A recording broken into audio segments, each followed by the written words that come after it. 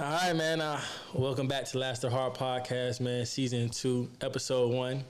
We're here with my special guest, Ezrah, Archie, Yes, sir. the man who just put the cape on his back, say today for the Eagles, man.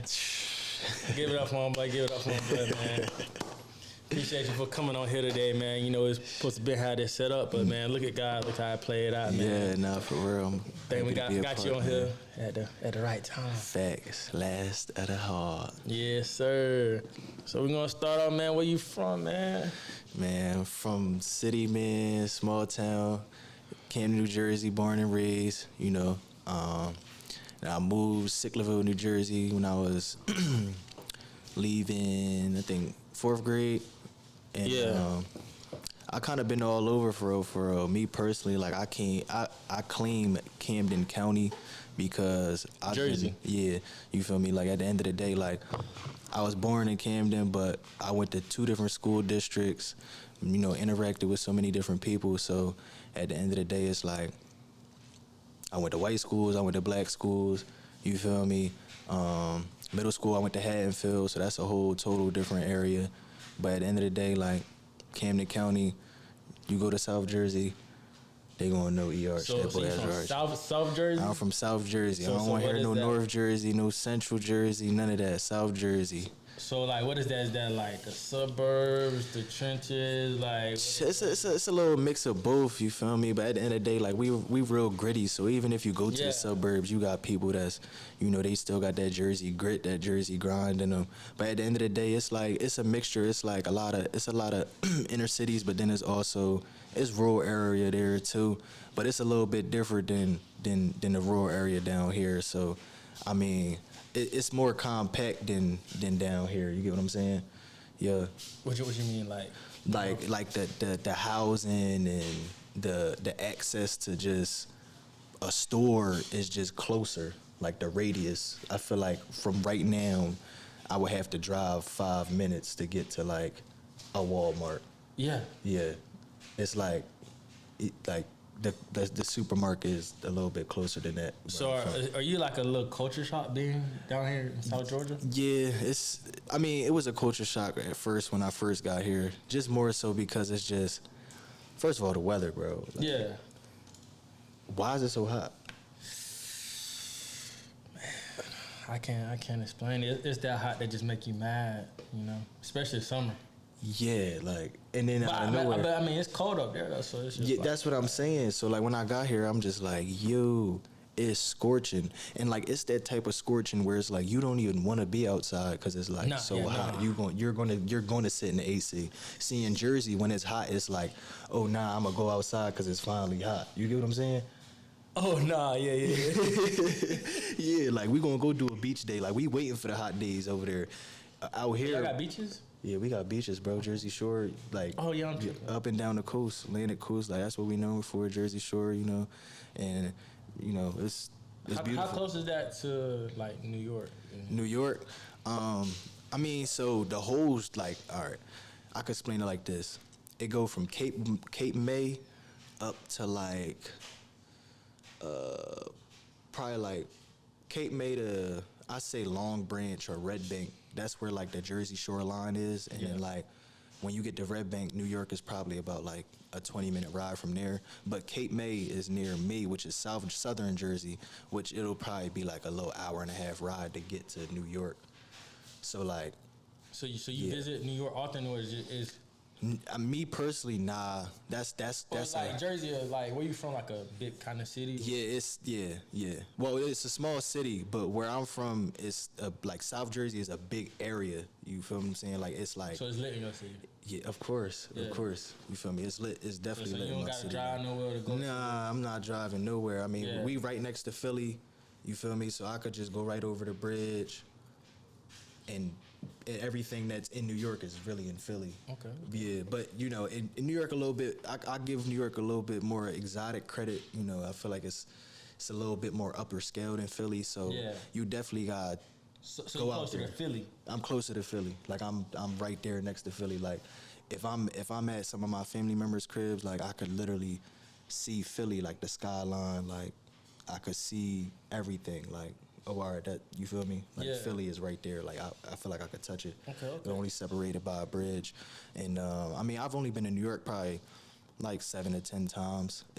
I go to Philly maybe almost every weekend when I'm at home. Yeah. Yeah. So it's Philly lit. What? Philly lit. Nah, I ain't really never been nowhere like up north like that, man. So like, I don't know, man. Listen. You gotta think, and I'm not even just talking about the past. Let's think about right now, right? You got the Eagles, 10-1. Right. You feel what I'm saying? You got the Phillies. Just went to the World Series. We ain't bring it back, but that was the first time we've been in the World Series since 2008. Yeah. You feel me? And then, you know, I seen y'all fans get wild. Listen, wow, when they win the Super Bowl. And then look, you got Uzi. He probably got what, the #1 record in the world right now. Oh, I he just from want to Philly? rock. Body yada yada. You feel what I'm saying? Yeah, like that's Philly right there. I thought it was from New York. He shot the video in New York, but he's from Philly. You feel me? Yeah. So to shake that and all that, like that dance right there that's going viral, like that's Jersey, Philly. It's really Jersey club, but I feel I'ma just say it. Philly stole our sauce, and they made it go viral a little bit more than we did. Yeah. But at the end of the day, like, you know, shaking that and all that, like that. We've been doing that since I was a kid. You've been doing all the dancing and all that. Like it just hit the world, which is crazy because it's like I come out here and I'm like, wow, 10 years ago it was literally no one talking about Jersey Club and all that. And now it's like, wow, now it's lit. Yeah, it's lit. So whole like, world with the movement. Yeah. So every time I go back home, it's like it's the place to be for real. I ain't gonna hold to you. Yes. Okay. So let's go into, you know, how you made your name, football. So how'd you come up playing football? How'd that go? And how'd you come about like getting to college and stuff like that? Well, first of all, like my dad was a high school coach at Woodrow Wilson High School in Camden, and he actually, you know, raised my brother named Joe Shelton, and great guy, you know, got a Baylor degree, ran track for USA, things of that nature. Poured his heart and soul into me and really trained me into the athlete that I am today. But I kind of was born into the football world. You know, I was born into the field. It wasn't really something that I could really choose. From the first time that I opened my eyes, it was a football in my face. You know, and anybody can attest to that. And you know, all my brothers played football. My dad went to Lafayette, so you know he was a big football guy. But my dad always, you know, preached to me, you know, education first. You know what I'm saying? One hit could end your career, and you know, stay you know, mentally prepared, and you know, kind of stay ahead of the game. Football ain't everything. So I kind of always had a different approach toward the game, but I grew up in it, you know. My dad was a sports agent. Guys like Rashad Baker, he's from around my way. He was in the NFL. And then even when it comes down to guys that I played with growing up, you know, from the 7-on-7 to Little League football, like it's so many players, the Jonathan Taylors of the world, you know, he started for the Colts right now. Oh, he from your area? Yeah, he from Salem. That's South Jersey. Yeah. Okay. Yeah. So, you know, we got Hassan Reddick. He played for the Eagles, number 7 year in Russia, and he from Camden. You know what I'm saying? Guys like that. You know, shout out to even my friends. Guys like Brad Hawkins. You know, Najee Jones, Devin Leary. You know, guys Tony Brown. Guys Kareem Ali. That's really Army All-Americans, Cam Chambers, you know, like I really went and been around some guys who have done it. Tarheeb Still, All-American at Maryland, like, and these is people I went to high school with. So is ball big up there? Like, it's ball is one of the only things. I really don't hear like a lot of. See, and that's the problem that I don't like. No disrespect. That's the thing. It's like everywhere. Listen, let me tell y'all one thing. Everywhere I go, I try to explain to them. Listen, Jersey boys. You feel me? Them Jersey boys. But it's like nobody really knows, so that's why I'm here on Last of the Hard, really, you know, trying to get. You know, I'm just saying, I just never we here, like, man. We're here. You feel what I'm saying? Like, I just never heard like, Jersey, they play ball up there. Listen, Lil Cuz, DJ Wagner, right now, Camden. First of all, Camden High School is probably the #1 basketball team right now coming into the season. High school basketball team. You feel me? DJ Wagner is the #1 player in the country in high school basketball, just committed to Kentucky. Aaron Bradshaw, I think he like #5 from Camden, just committed to Kentucky. Like sports is major. Like we got some studs out there. Even people that's in the league right now is going crazy. So like that's really like it's you got a ball in your hand or yeah. That's the reality of it. We don't really got a lot of other people that's out here. I can't really say like there's some people that's doing music and people got their little businesses going, but if you think about South Jersey or New Jersey in general, the main thing people want to talk about is sports. For sure. So coming into college, let's walk through your career. You start off at was it Monmouth? James Madison. You start off JMU. Mm-hmm. So how did that go? Starting off at JMU. It was a good experience, man. I can't lie to you. Like coming out of high school, I was first team All State. Yeah. Things of that nature, and I had a lot of FCS offers, but JMU they just had won the national championship that year. And so I was just like, let me take my talents, to Virginia and see what's going on. And man, I had a blast. I can't lie to you. That's a once in a lifetime experience. Anybody that's been to that school could tell you that. Now, where's that at? It's in Harrisonburg, Virginia. It's kind of like up in the mountains. It's in the middle of nowhere, honestly. And literally all that's there is football and partying. Oh man, so it's like Georgia Southern. Yeah. But north. But up north. Okay, and I mean, I had a blast, man. Like I was fortunate to play as a freshman, and we had ended up going to a national championship, and we played North Dakota State. Carson Wentz went there, and guys like Trey Lance. So I got to see some true talent and some real good players as an early on player in my career. And unfortunately, going into my sophomore year, I got hurt, and that's what kind of really shifted my career on the like, going early in the draft or, doing 4 years in college or doing 6 years and bring me to here. My injury kind of like set me back, but No, what happened to you? So we was in an after practice drill and, like my old head coach named Mike Houston, he real big on effort, real big on, the +2 method, the finish strong method. So we always had some type of competition drill to kind of just keep our minds sharp and things of that nature. And after practice, we had a drill called tractor pull. It was like I was in a harness. Tractor pull? Yeah, different, bro. No, not. Yeah, I was in a harness, a defense player in the harness. No. You feel what I'm saying? And we both running in opposite directions. Oh, no. Now, you know how turf get. I do know how turf get.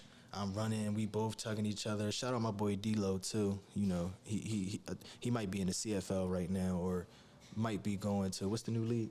XFL. Yeah, I think Broski, Ray go do his thing in the XFL. Still doing his thing. But yeah, it was me and D-Lo, man. We was both freshmen, and they was hyped. They like, 2 freshmen, blah blah. Like, let's see what they got going on. 2 freshmen that played the previous year.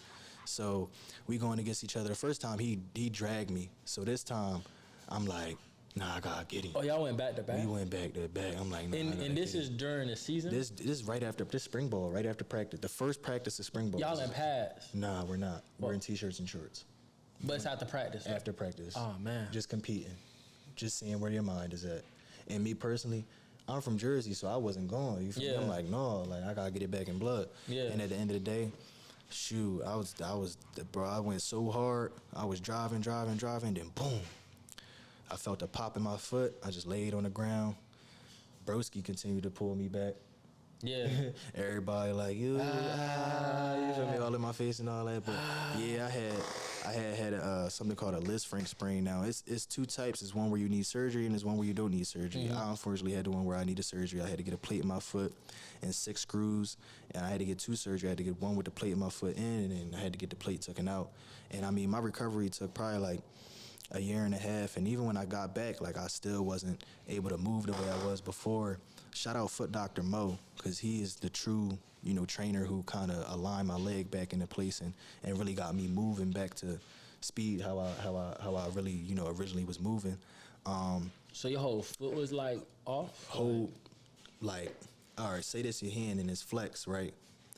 Now it cracks in half, and now you can't even flex your toes. So like my toes was just hanging. I ain't even have no flexion. I couldn't even feel from the middle of my foot down to my toes. I couldn't feel it. So I had to, it was like an emergency surgery thing. Oh, for real? Mm-hmm. Yeah.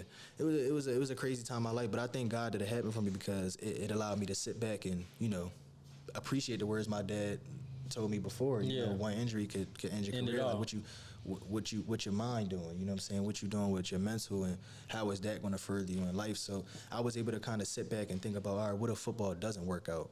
You know what I'm saying? And then I enjoyed myself as a college student during my time off. You know, I actually got the full experience. You know, as a college football player, when you totally locked in, sometimes, like you know, Coach Hell would say, that submarine down and never come up. Yeah. You know what I'm saying? It never come up, and you never get to truly experience. So I got to really, you know, kind of vibe out at JMU and really, you know, have a fun time. And, you know, eventually we had a coaching change, and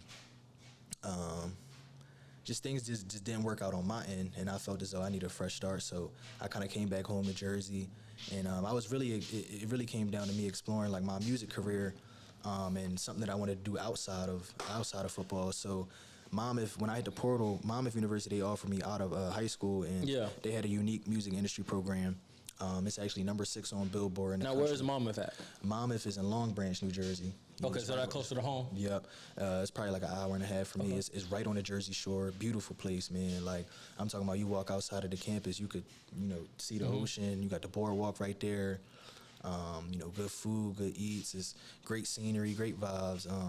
And it's home of a pretty prestigious music industry program, and I was able to do some things there that changed my life.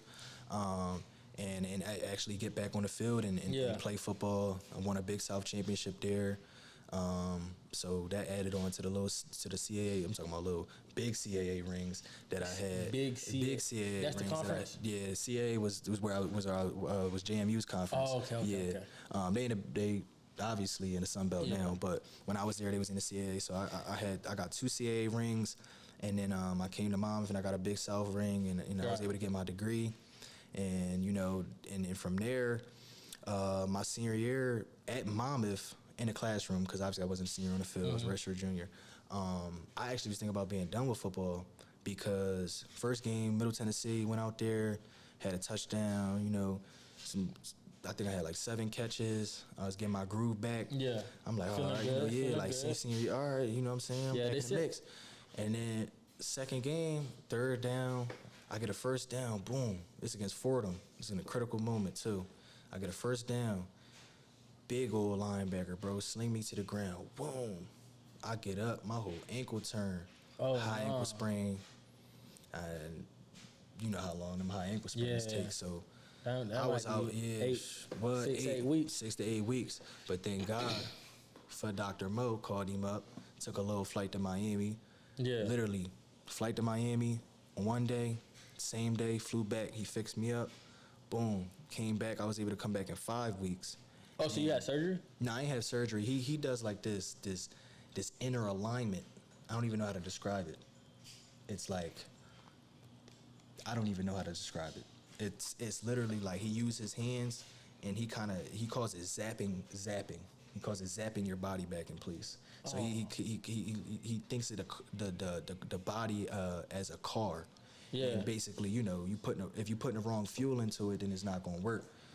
He do something with his hands, and you know, he put you through these drills, and it's really just it's mind, body, soul alignment. Honestly, when it comes down to tendons and tissues. Yeah. And whatever he does, whatever practice he does, it hurts, honestly. Like, he putting deep. So is he like a chiropractor? He like a chiropractor, but he like something totally different. I need to go talk to Dr. Mo. I need to go get right. Yeah, go get right. Like, I'm talking about, like, all right, so after my foot, the reason why I wasn't the same, because after my foot injury, the way that the surgery was, the signal from my hip flexor to my pinky toe was out of alignment, right? Yeah, okay.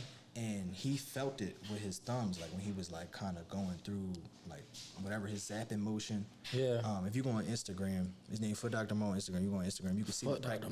Yeah, you can see the practice that I'm talking about. But when he was like, you know, kind of zapping my leg back into place, he felt my hip flexor. And he popped my hip flexor back into place.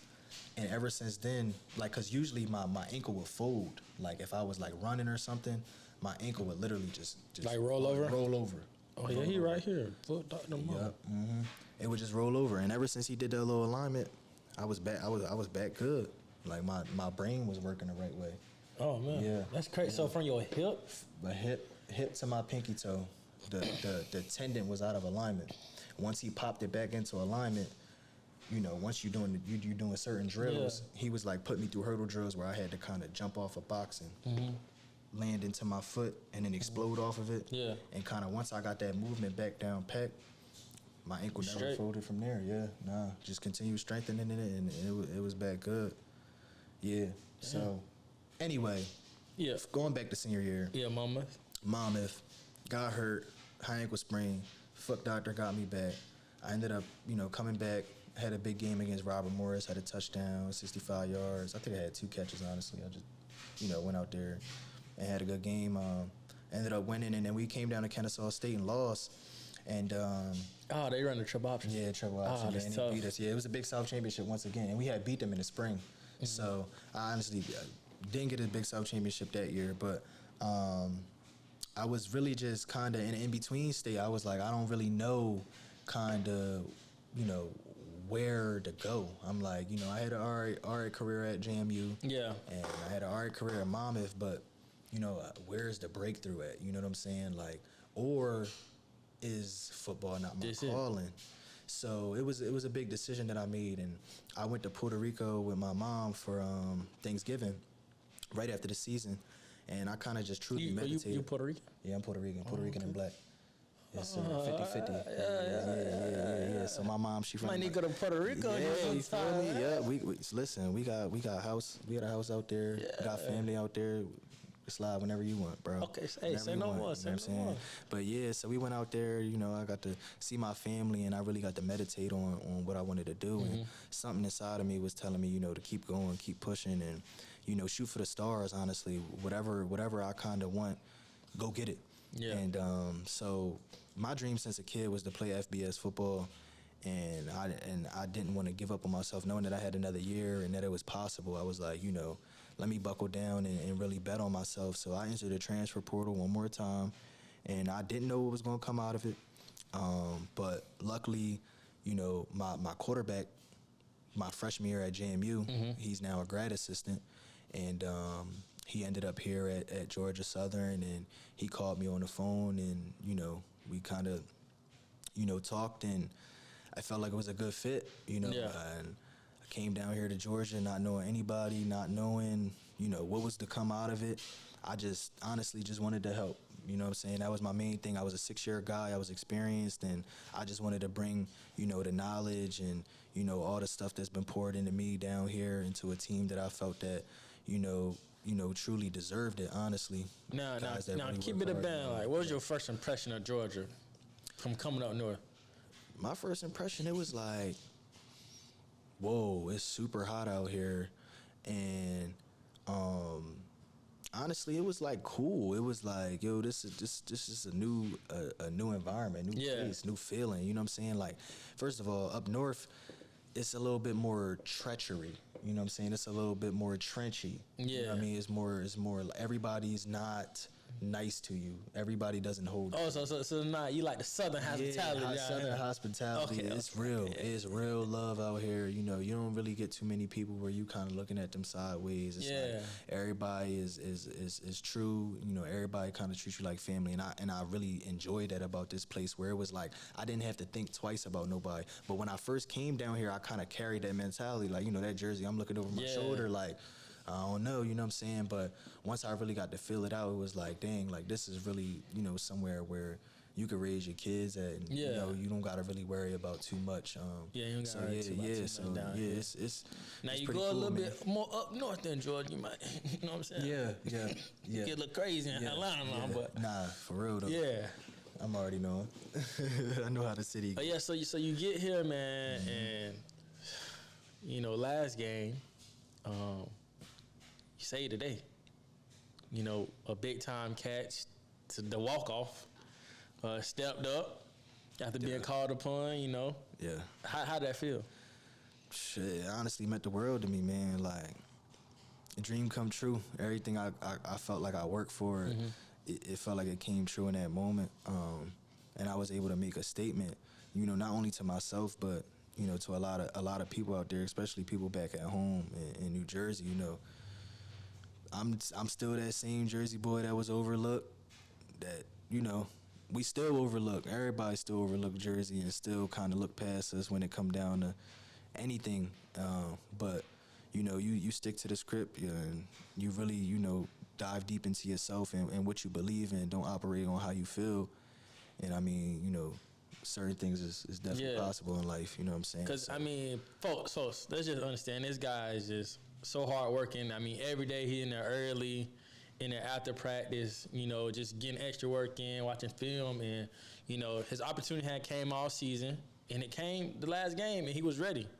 And a lot of people need to take note to that, because sometimes it don't always come when you want it, but you gotta be ready when your opportunity presents itself. Yep. And it did. Mm-hmm. And man, he came through in the clutch with all the marbles. All the marbles. Now, was that the top game you ever played in, or? Best game of my life. Yeah. Best game of my life. I can't even lie to you. That's something that you can't even describe. You know what I'm saying? Like double overtime. Yeah. I mean, it's going back and forth. Every emotion that you kind of feel while playing football. I'm talking about. They was about to kick the field goal. My stomach and my ass. I ain't gonna hold it. I'm like, yo, and then he misses it. Like it's like blew it. I'm like, wow, this is real life right now. Like, we really kind of living in a movie. How was on the field the rivalry? I played in it. It was. Best way to explain it, like the first couple series, it was just a whole bunch of shit talking. Mm-hmm. Like you don't even really know what's going on. You just like F you, F this, and you just going at it. Exactly. No love lost between the two schools, but how was it for you playing in it? Man, it was fun, honestly, because verting back to where I come from, like we like the chippiness, you know what I'm saying? We like the smoke. We like that's what I kind of grew up on. Like even in Little League, like when we would play Little League football teams, we all have weigh-ins and we all at the gate. Like that's what it is. Coaches arguing with coaches, players arguing with players. I remember in Little League, people sticking a flag in the middle of the field, us fighting. Yeah. Like, it's chill. Man, I was just talking to some of the younger guys today. I'm like, man, y'all don't know how blessed y'all are. Me playing for 3 different staffs and things of that nature. Like, I'm so proud of the way that they just kind of set the foundation. You know what I'm saying? Like, man, these kids have an opportunity to a lifetime. The program is going to grow so much more. You know what I mean? And like, it's definitely going to be a place to be. Georgia Southern is going to be a place to be for years on years to come. And I'm excited to see where this place goes. Now let's switch gears here. So you do music. You went to school for music. Yes, sir. And things like that. So when did you first start getting into music? So I started getting into music when I was young. I was probably about like 12 years old. Mm-hmm. My uncle, his name is Big Scott, right? And he used to be a real big party promoter back in the day, and he was a part of Biggie's team, Notorious B.I.G., if you ever heard of, that name before. Everybody. Yeah, you got that is. Yeah, so he was running around on the camp with him and Diddy and all those guys back in the day, and bringing those guys to Camden and things of that nature. And he kind of always been around the scene. So him and my other uncle, Scott Parker, who he used to manage an artist named Ty Tribbett. He was a gospel singer. I think he got a couple platinum records and things of that nature. But, they kind of, always kind of kept me around the game and always kind of just, showed me the music. And then I was always one of those kids that when I was in school, like, I took trumpet lessons and I played the drums. I was in the band in middle school and things of that nature, just exploring different things and, just not trying to be one-dimensional when it came to sports. And when I was 16 years old, I had one of my good friends. His name was Ezrah. Shout out my boy Izzy. He's still rapping to this day, but I used to take him to the studio because back then only a couple of us had cars. You know what I'm saying? So I was the one around the way with the car, and everybody used to hop in my wheel and we ride out. And I used to take him to the studio all the time. We used to go to the studio called the Bat Cave. Yeah. And, I met some good people, like I used to see P&B Rock, rest in peace P&B Rock, but I used to see his car outside. I mean, guys like Lil Uzi Vert, who back in 2016, this is when he first hit the scene, so I'm seeing guys like this. Yeah, so this is like before it's like worldwide, but they starting to blow up, and I'm seeing guys like that, and I'm like, wow, you know what I mean? How do they go from being, you know, a local artist to kind of being a worldwide celebrity? Like, how does this work? What is the backing behind it? And that's what kind of, you know, made me explore. And I mean, back then the only thing I was doing was distributing music. The first thing I did was my friend Ezrah, he had a mixtape, and I had uploaded it to Spinrilla. And I was counting his streams and things like that, and I was telling him, you know, certain things, how to market and things like that. And the stuff that I was doing back then, I didn't even know that people actually did it for a living. So you was kind of like a manager, or I don't want to say it's manager, because when it comes down to management, you know, you got to sign paperwork and you getting paid. But back then we kind of didn't know what we were doing. Right, you just helping your homeboy out. Yeah, I was just helping my homeboy out. But that would be the role that I was kind of playing for him. I was kind of managing him back then, and that's when I kind of knew that I loved the music and kind of being a part of the process, because, you know, I was the one to distribute the music, and then I go in school and I see people singing the songs, and I'm like, I heard it first, you know what I'm saying? Like, I'm like, oh, all right, that's cool, kind of being behind the scenes and, you know, seeing how it affects other people and things of that nature. And so when I was at James Madison, there was a music industry minor, and it kind of described the stuff that I was doing back at home that we would do in the classroom. And I'm like, oh, this seemed cool. So then I took that, and then that's when I realized, like, yo, there's more than just going in the studio and recording. Like, it's an actual industry where people, you know, work in management and distribution, and people actually, you know, even work as studio managers and kind of just sit in the studio all day and just clean up, and they make a lot of money from it because there's a lot of money, you know, coming into the industry and things of that nature. Even being a sound engineer and recording an artist, or, you know, working in or for a major label and being an A&R, just strictly, you know, having to pick up and take artist places, or being someone who, you know, playlist artists, you know, you calling up different Spotify networks, all right, put this artist here and here, or, you know, you marketing a song and you put a certain Google pixel behind a song, and, you know, you put a couple hashtags and now the song takes off. You know, so it's a lot that really go into just it's a lot making that goes a song. Into, yes. Going in the studio and recording. Yes, going in the studio, recording, and just dropping the song, and even if it's good and wishing for the best, you'll never ever take off. And that's what I didn't know. That's what me and my friends didn't know. Like, we didn't know that there was way more to it than simply just distributing music and just going to record it and just putting it on a platform. Like, you got to know the certain, you know, strategic things to do to kind of get other people to hear it. But now with social media, man, it's so easy for a song to go crazy, as long as you know, you put it on the right platform and you distribute at the right time. Yeah. So what do you got your hands in right now? Are you like a manager, artist, or do you make beats? Yeah. Like, So I mean, I kind of been doing it all, honestly. So for me, I'm gonna explain from the get go. So for me, the first music industry teacher I had, he told me if I wanted to do music, then do it. You know what I'm saying? Do it and find your way. And the first thing I knew how to do was go to the studio. So I would go to the studio at JMU and I would record my couple songs and drop them.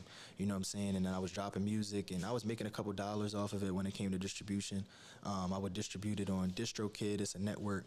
I'll put the MP3 on there, and then, you know, it would distribute to all the major platforms, Spotify, Apple Music, and people was actually listening to my music. So you gotta pay to put it on there? Yeah, it's like a yearly subscription.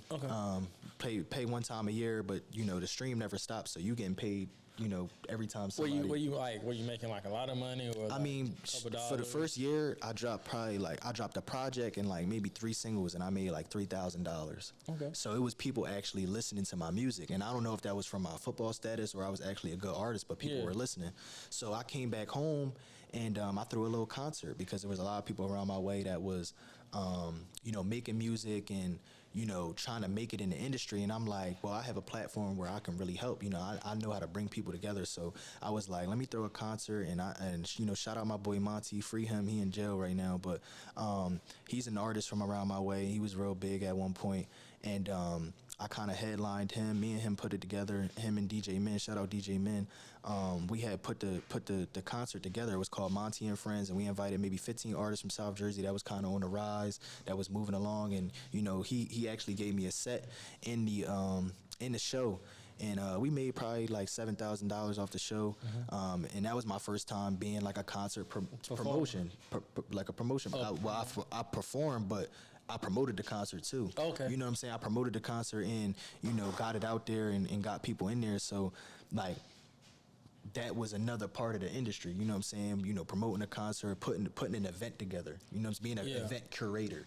Like, that was my first time doing that. So was that your first performance too? Yeah, that was my first performance as an artist as well. How was that? Is that like nerve wracking? I mean, getting in front of a lot of people with a mic. Yes, I mean it's definitely nerve wracking, but football prepared it for me. Yeah, you know, I was already playing in front of 40,000 fans at James Madison, so just seeing 1,500 people in a crowd rapping a song. I know, but it's just you with a mic. Yeah, and they looking at you.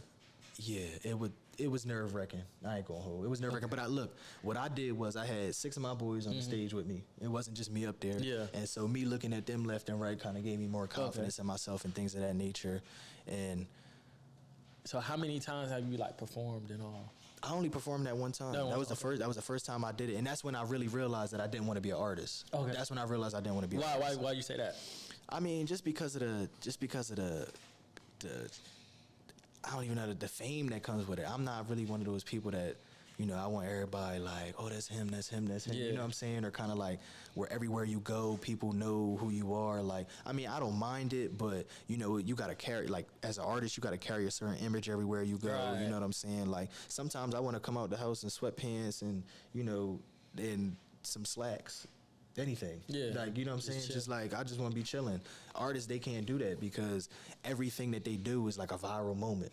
So so like for me, it's like, I didn't want that type of stain, but I knew that I wanted to help drive an artist from around the way to the big stage. You know what I'm saying? If that's what they want to do, I wanted to back somebody. So that's when I knew I wanted to do like management and things of that nature. And that's what kind of sprung me into that. It was like, all right, that was my teacher told me, if I want to do music, do music. It ain't no really secret to doing music. You know what I'm saying? You just got to kind of get into the field. So I experienced, you know, being an artist for maybe like 2 years while I was in school. And then I kind of hopped into the industry. And the first thing I did was, you know, make an event. And then from there, once I went to Monmouth, I kind of hopped into the management. I started managing my friends around the way and, you know, kind of really showing them the ropes of what it takes to be a true artist, you know, helping them brand themselves the right way, helping them get in front of the right people. And it's a lot more than just going to the studio and recording. I mean, you got to have the right engineer. There's people. How important is branding? Oh, man. People don't understand that the brand is the product. You know what I'm saying? Like, people, I don't know how many people like Wiz Khalifa's music, but if you think about Wiz Khalifa, the first thing comes to your mind is probably weed. Yeah. You know what I'm saying? And that's the brand. That's why people buy his products. You know what I'm saying? Weed. Like, if you think about NBA Youngboy, he makes great music, but there's a persona about NBA Youngboy that people kind of thrive off of. You know, he got that tretchy vibe, you know what I'm saying? Like, even when it comes to other different artists of that caliber, like, everybody has a stigma about them. Everybody has something that is able to be pushed, you know what I'm saying? And that brand right there is always going to keep the artist alive. And that's what artists don't realize, that they have to kind of, you know, they got to make a moment. So you saying, like, as a so to create a brand, you have to kind of like pick what you want to be or pick what you want to push, and then y'all go and push that? I mean, or is it like something that just come about and then you're like, oh, like, we should do this? Yeah, I feel like you can go about it either way. Like, you know, you can think about it, or you could just kind of really be yourself. I mean, but if you have a product that people kind of never seen before, like, sometimes it goes. Like, I mean, I really feel like right now, the brand is the trend. Yeah. That's right now, though. It wasn't like that before, but right now the brand is the trend. Like, so you're saying people buying what they see and not really the music? Yes, they're buying what they're seeing of the music, because honestly, like, you know, I think of somebody like Ice Spice. Yeah. Like, everybody talking about, you thought I was feeling you.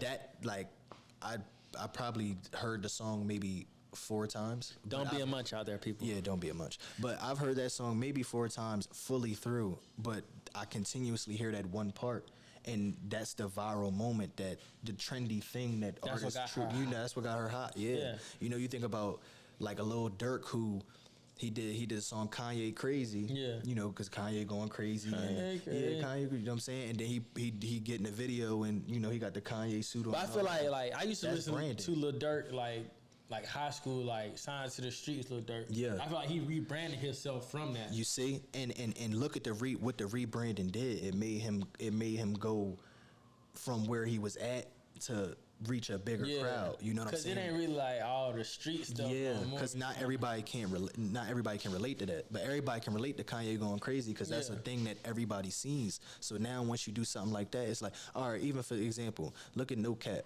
the rapper. Everybody say No Cap, No Cap, bro. No cap. No Cap, No Cap. So you think it was strategically? Are you serious? You know it's strategic. That he made his name No Cap. Of course.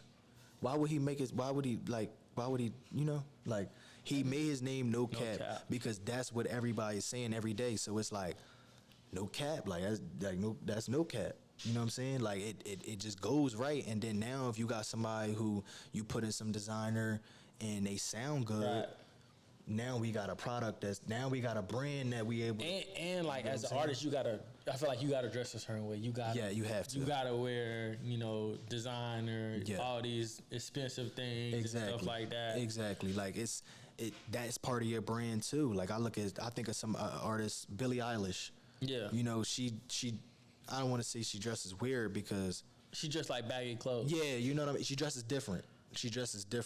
And that is her stigma though. That's what like, people think of. Like, oh yeah, that's Billie. She's she got the baggy, or she got the clothes like that. Like that's even Kanye.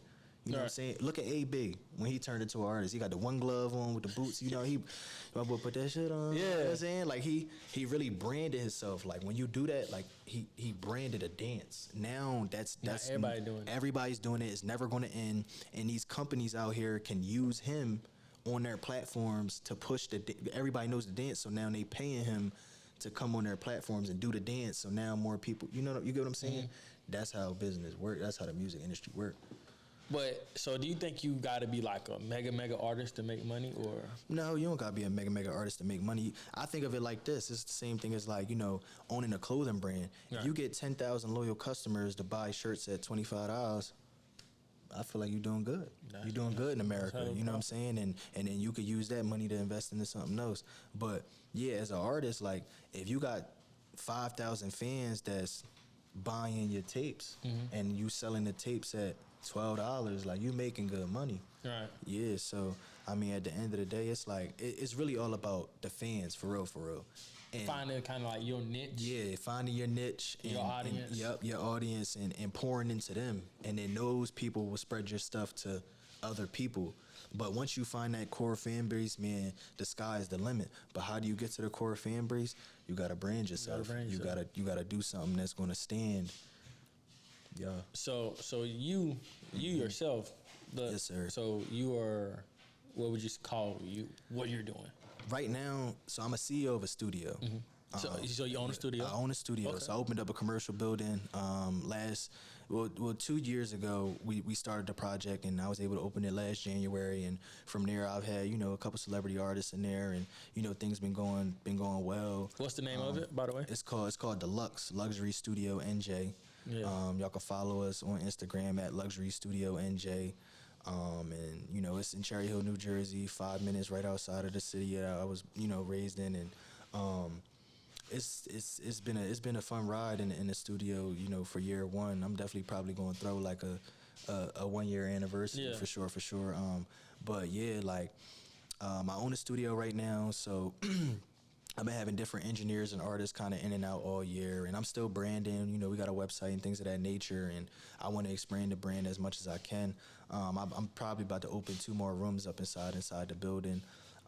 But other than this studio and kind of making money by the hour off of the artist or the industry, I manage.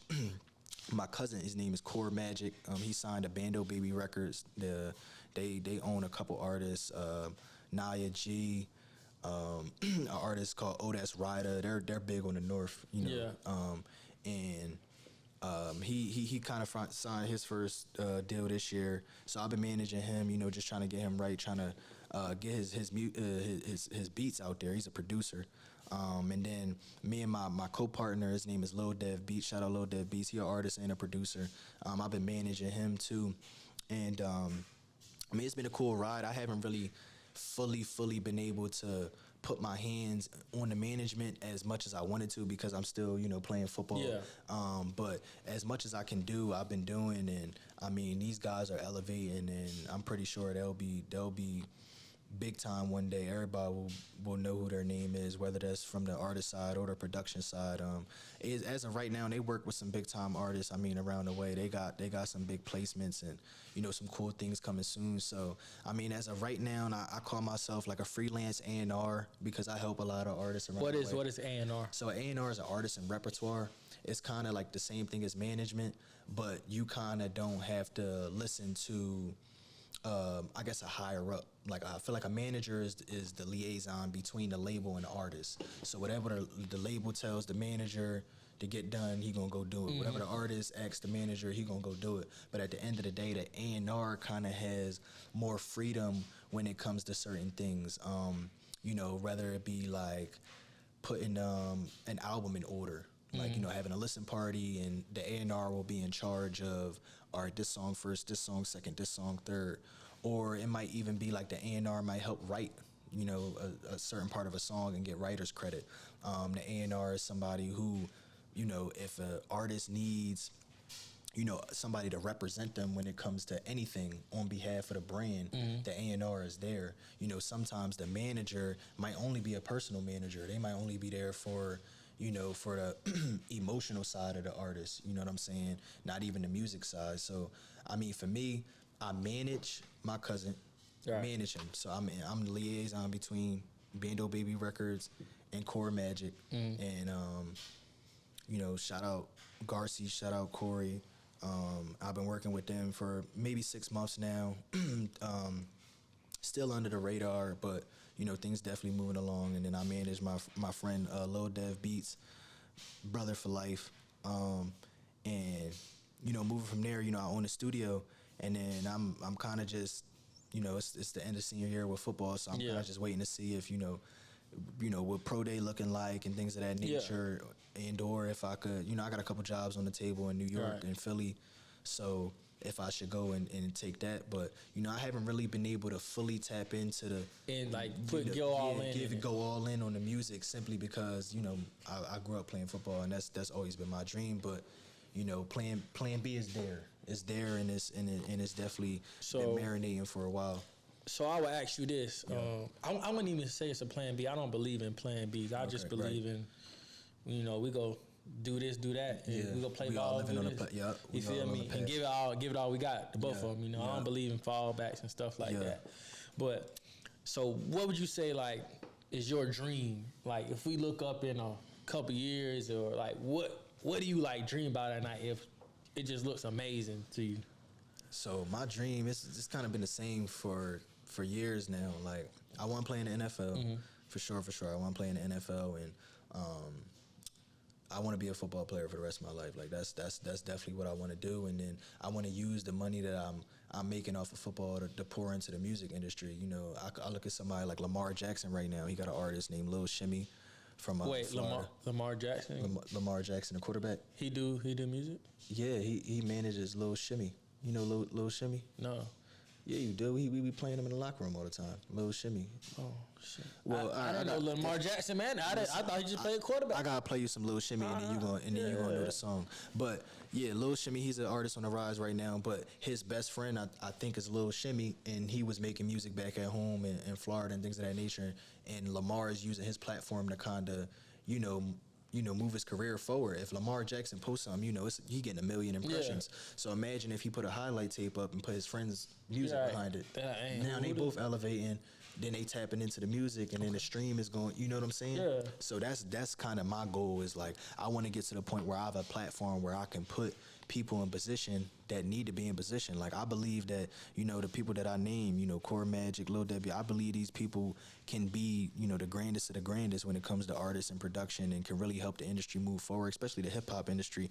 And I want to be at a stage in life where I can pour into that. I want to, so piggybacking on a dream, I want to play in the NFL, and then I want to use my money to create a label, an independent label that's signed to a major. You know what I'm saying? I could be anywhere, Atlantic Records, Sony. Yeah. They give me the money to kind of pour into the artists, and we kind of do a brand partnership where I'm able to funnel these South Jersey talents that I know into the music industry and, you know, really get things popping off, because we got a lot of talent. I mean, even when it comes to comedians and, actors and actresses, we got models around the way, like anything. The music industry, the entertainment industry can really elevate if New Jersey is kind of pops in the door. Yeah. We haven't yet. The only people that kind of really broke the door down from New Jersey on a viral level was Cor LeRae. She from Jersey? Yeah, she from Jersey. And Fetty Wap.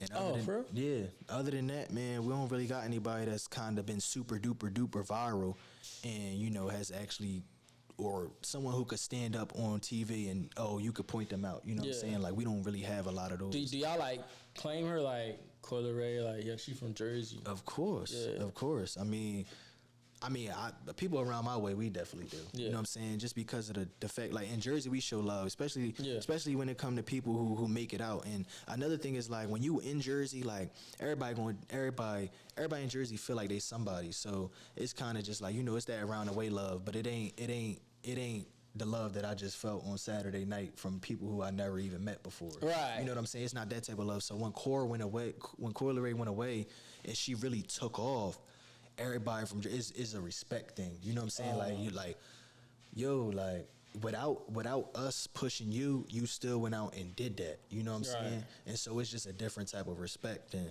at the end of the day, it's sad that, you know, it take people to go away for do that. For the city to really appreciate them. But I mean, that's how it's kind of always been around my way. But yeah, my dream, man, you know, make it to the next level in football and be able to provide for my family, give back, and especially, you know, knock the door down for the. Get it? Yeah.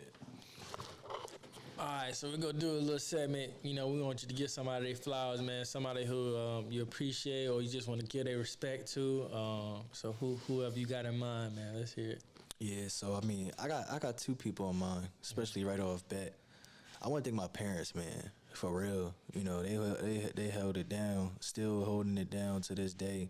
My dad, my mom, both amazing people, both two people that, you know, have both instilled different things in my life that truly came true and came to life when it mattered most. You know what I mean? Like, I got a coach right now, Coach Davis. He always say revert back to your fundamentals, and the things that they taught me at a young age, the things they did for me, you know, through the hardships, you know, the injuries and, you know, all the trials and tribulations. It's second to none. And I mean, I couldn't be at this point in my life, you know, knowing the people that I know, experiencing the things that I've been experiencing, and able to, you know, reach the successes that I've reached without them too. So major shout out to my parents. I ain't get to even get him a shout out after the game when I made the game winning catch. So this right here is the makeup for that. Thank you, Mom and Dad, for real, from the bottom of my heart. Nothing that I've done, nothing would be possible without y'all. So definitely want to give y'all flowers. For sure. Yes, sir. And last question here is, what would you tell somebody who is maybe want to play football or going to the next level or trying to get into the music industry? They might be scared to get in the music industry or things like that. What's some advice you'll give them, or like give a younger self that you would go back and say to yourself, you know, that you wish you would have knew? Me personally, I would say, you know, shoot for the stars, man. Anything is possible. You only got one life, so, you know, take risk and, you know, go for what you believe in. You know, whatever you want to do in life, truly work at it. Truly work at it. And I mean work as hard as possible. You know, it gets to points where you could work as hard as possible and it still don't even look like it's going to work out. But that's the time where you got to say, you know what, I made this promise to myself X amount of days ago. I'm going to even double down and go even harder. You know what I'm saying? Like, I'm not going to give up on myself. I'm not going to give up on my dreams. I'm not going to give in to, you know, how I feel. You know what I'm saying? Like, operate on what you believe in. Don't operate on how you feel. No matter what the road look like, trust in yourself, trust in your instincts, trust in the people around you, you know, and truly find joy in what you're doing.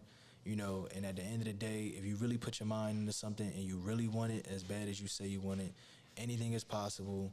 You know, you don't got to worry about what tomorrow may bring or the next second may bring. Be where your feet at.